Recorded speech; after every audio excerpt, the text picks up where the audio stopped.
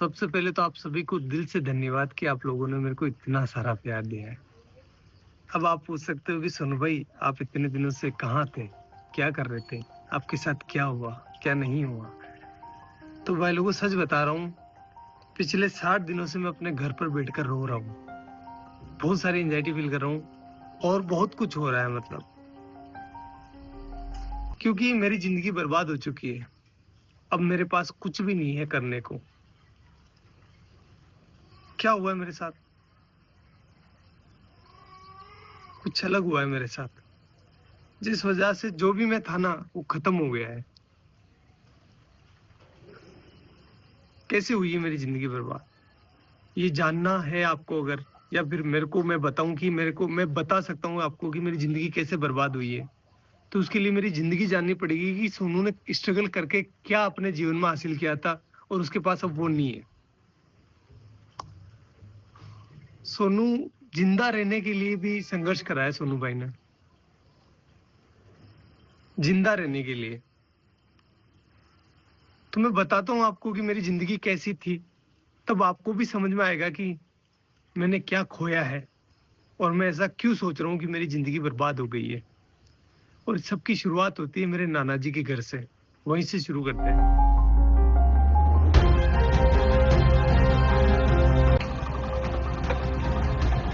Guys ये है मेरे नाना नानी का घर, जहां पर मेरा जन्म हुआ था। चलो अंदर चलकर देखते हैं कौन कौन है।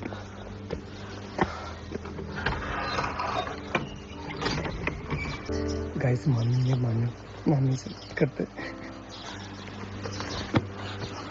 डॉग जी मामी कैसे हो? बढ़िया, ठीक। क्या कर रहे हो? हाँ तैयार है, सब तैयार है। तो कुछ ऐसा दिखता है नाना नानी का घर। मेरा जन्म हुआ था यहाँ पर। पहले आपको पता है कि ना हॉस्पिटल वगैरह नहीं जाते थे, मतलब बच्चे जो है वो घर पर ही हो जाते थे। तो मेरा भी जन्म ऐसे ही हुआ है। मामी हम यहाँ कौन से कमरे में रहते थे पहले, जब मैं छोटा था ना, बच्चा था तब? इस वाले में। ये है वो रूम जहाँ पर हम बचपन में रहा करते थे, ये वाला।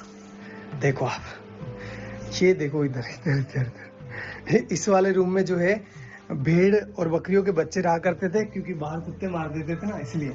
और इस वाले पोर्शन में जो है मेरी बूढ़ी नानी, जो अभी दुनिया में नहीं है, और मेरी मम्मी दोनों रहा करती थी।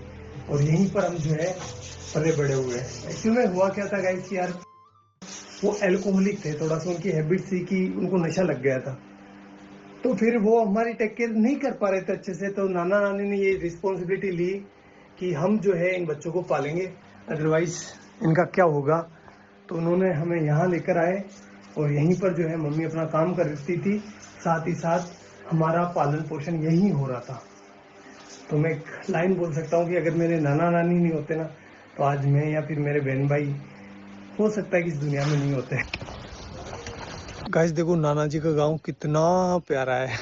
खैर फिर वो टाइम आया जब हमें ये घर छोड़ना पड़ा, क्योंकि यार गाइस देखो नाना नानी कब तक पालेंगे, उनकी खुद की भी कोई जिम्मेदारी है, इसलिए फिर हमें यहाँ से जाना पड़ा।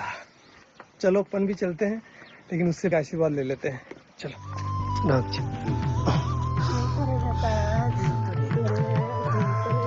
मेरी नानी है, आपको बाद में बताऊंगा इनके बारे में भी। और अपने गांव आते ही हमें घरेलू परिस्थितियों के कारण अपने घर नहीं घुसने दिया गया, इसलिए हमने बड़े पापा की कोठी का चुनाव किया। म्याऊ म्याऊ।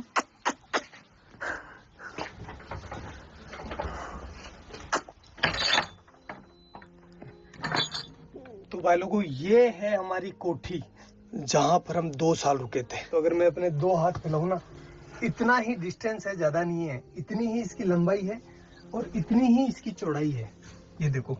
और हाइट आप देख सकते हो, बस इतना ही है। मेरी हाइट थोड़ी कम है, इस वजह से यहाँ पर जगह भी कम रह गई थी। केवल यहाँ पर एक छोटा सा मचान बिछाने के लिए जगह थी।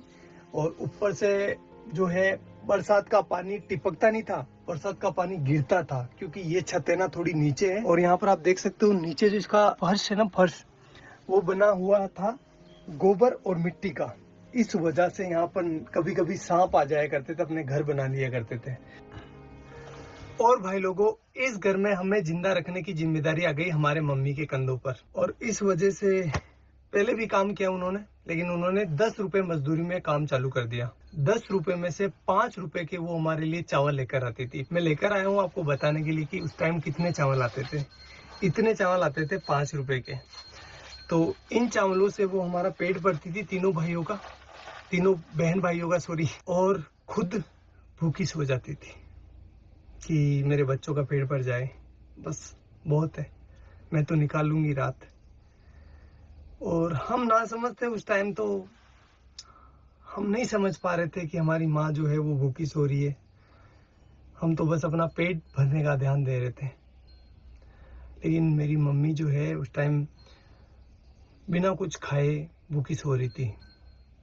एक जो कटोरी होती है आटे की, उसको संभाल के रख रही थी कि जब बुरा टाइम आएगा तो मैं अपने बच्चों को खिलाऊंगी।